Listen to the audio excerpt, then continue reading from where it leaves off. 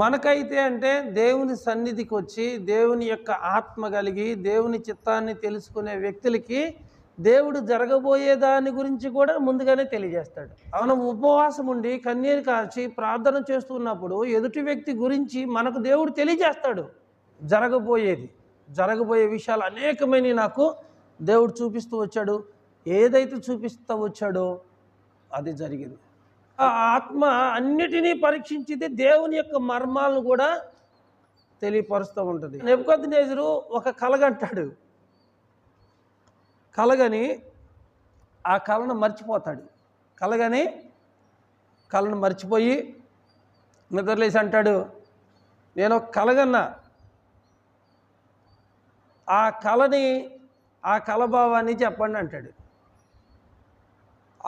ఆ బబులోన్ దేశంలో ఉన్నటువంటి శకునగాండ్రు, ఆ గారడ విద్య కలిగిన వాళ్ళు అందరూ వస్తారు.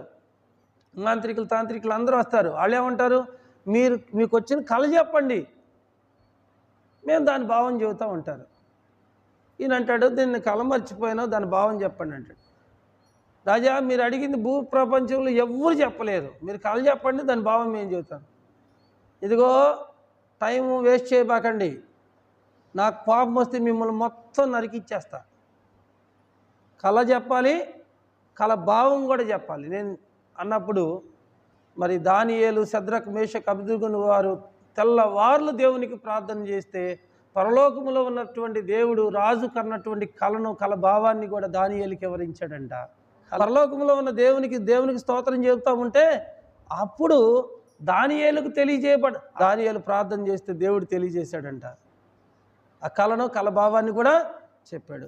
ఇతను దేవుని ఆత్మ కలిగినటువంటి మనుషుడు, ఇలాంటి వాడు అసలు మన రాజ్యంలో లేనేలేడని అందరికంటే గొప్పగా దానియేలుని మరి హెచ్చిస్తూ వచ్చాడట. అందుకని ఆ ఆత్మ అన్నిటినీ దేవుని యొక్క మర్మాలను కూడా, దేవుని యొక్క మర్మములను ఆత్మ పరిశోధించుచున్నాడు. 3వ అధ్యాయం 7వ వచనం ఆమోసు గ్రంథం, తన సేవకులైన ప్రవక్తలకు తాను సంకల్పించిన దానిని బయలుపరచకుండా యెహోవా ఏమీ చేయడు. అంటే తన సేవకులకు తెలియచేస్తాడన్నాక దాని అర్థం ఏమ్మా, క్రీస్తు పుట్టక మునిపే 700 సంవత్సరాలకు ముందుగానే యెషయా ప్రవక్తకి దేవుడు చెప్పాడుగా. అది మర్మం కదా, దేవుని యొక్క మర్మమే కదా ఆయన చెప్పింది. కాబట్టి మనము ఆత్మలో ప్రార్థన చేస్తూ ఉంటే, ఆత్మతో దేవుని స్తుతిస్తూ ఉంటే దేవుని యొక్క మర్మాలను కూడా మనం చూస్తూ ఉంటాం. జరిగిన తర్వాత నాకు ముందే అనుకున్నాను ఇలా జరిగిద్దని చాలామంది చెబుతూ ఉంటారు. జరగకముందు చెప్పాలి. చాలామంది కరోనా వచ్చిందని ఒకటి చెప్పారా? ఎవరైనా కరోనా వచ్చిద్దని చెప్పారా? ఒక సంవత్సరం లాక్డౌన్ పడిద్ది, కరోనా వచ్చిద్దని ఎవరు చెప్పారా? కరోనా వచ్చినాక అది వస్తుంది ఇది వస్తుందని చెప్పారు జనానికి. కరోనా వచ్చిన తర్వాత అది వస్తుంది ఇది వస్తుంది, ఇంకోటి ఏదో వస్తుంది, దానికి ఇక 4 కల్పించి జనాన్ని భయపెట్టి గందరగోళం చేస్తూ వచ్చారు. మనుషుల యొక్క ఆరోగ్యాలను పూర్తిగా పాడు చేసేసి, మనుషుల యొక్క అవయవాలతో వ్యాపారం చేసి, మనుషుల యొక్క బలహీనతలను ఆసరాగా చేసుకొని చాలా జరిగినాయి. ఆ సమయంలో ఫ్రాడ్ కూడా చాలా జరిగిందమ్మా. ప్రాణం మీదకి వచ్చింది, చాలా ఫ్రాడ్ కూడా జరిగింది. అనవసరమైన విషయాలను దేవుడు చూపిడు, ముఖ్యము అవసరమైనదే చెప్తాడమ్మా దేవుడు. ప్రాణం మీదకి వచ్చే ప్రతి సమస్య ఏదైనా కానీ అనవసరమైన విషయాలు ఏది సోదిలాగా దేవుడు చెప్పడు. అవసరమైన ప్రతి మాట కూడా దేవుడు తన బిడ్డలకు తెలియచేస్తాడు. చూడండి, అబ్రహాం ఉన్నాడు, లోతు గురించి చెప్పాడు. సొదొమ గొమొర్రా పట్టణాలు పాపంతో నిండి ఉన్నాయి కనుక ఆ పట్టణాలను నేను అగ్ని గంధకాలను పంపించి ఆ పట్టణాలను నేను కాల్చివేస్తానని చెప్పినప్పుడు అబ్రహాం ఏం చేశాడమ్మా? ఆ పట్టణంలో 50 మంది నీతిమంతులు ఉంటే కాపాడుతావా? 45 మంది, 40 మంది, 30 మంది, 20 మంది, 10 మంది నీతిమంతులు ఉంటే కాపాడుతావంటే 10 మంది నీతిమంతులు కూడా లేరు. మరి అబ్రహాము ఎందుకు అంత తపన పడ్డాడంటే లోతు గురించి ప్రార్థన చేశాడు. ఆ విషయం అబ్రహాముకు చెప్పబట్టే కదా ఆయన ప్రార్థన చేసింది. అలాగే ఒక ఘోరమైనటువంటి ప్రమాదము, విపత్కరమైనటువంటి పరిస్థితి దేవుడు నీకు ముందుగానే చూపించాడంటే అది నిజంగా ఆత్మ ద్వారా బయలుపరచటమే. యేసు ప్రభువారు అంటాడు, నన్ను గురించి జనం ఏమనుకుంటున్నారు అంటే, ఒకళ్ళు ప్రవక్త అనుకుంటున్నారు, ఒకళ్ళు ఇంకొకటి అనుకుంటున్నారు, ఇంకొకళ్ళు ఒకటి. మీరేమనుకుంటున్నారంటే నువ్వు దేవుని కుమారుడు అని క్రీస్తు అని పేతురు చెప్పాడు. నా తండ్రి నీకు బయలుపరిచాడు, అందుకని నువ్వు చెప్పగలిగావు. నా తండ్రి నీకు బయలుపరిచాడు నా గురించి. నువ్వు ఎలా బయలుపరిచాడు? ఆత్మ ద్వారానే తెలుసుకున్నాడు. ఆత్మ అన్నింటినీ పరీక్షించి పరిశోధిస్తుంది. ఆత్మ ద్వారా పేతురు అన్నాడు ప్రభుతో, నువ్వు దేవుని కుమారుడు అయిన క్రీస్తు అని. ఎవరు చెప్పలేకపోయారు. ఎప్పుడు కూడా దేవుడు తన చిత్తాన్ని ముందుగా తెలియజేసినప్పుడు మనం చాలా జాగ్రత్తగా ఉండాలి. ఫిలిప్పుకి 7 కూతుర్లు ఉన్నారు, వారు ప్రవచించేవారంట. పౌలును చూసినప్పుడు ఈ మనుషుణ్ణి ఇలాగా కట్టేసేసి బంధిస్తారు, ఇతనికి యెరూషలేముకి వెళ్ళటం వల్ల చాలా ప్రమాదం పొంచుందని చెబితే అయినా కానీ ప్రాణాలకు తెగించి పౌలు అక్కడికి వెళ్ళాడు దేవుని నామం కొరకు. అంటే కొన్ని విషయాలు దేవుడు మనకు ముందుగా తెలియచేస్తాడు. తెలియజేసినప్పుడు మనం ఏం చేయాలి? జాగ్రత్త పడాలి. నయమానుకు కుష్ఠరోగం వచ్చింది. సిరియా దేశం నుంచి ఇజ్రాయెల్ దేశానికి వచ్చాడు.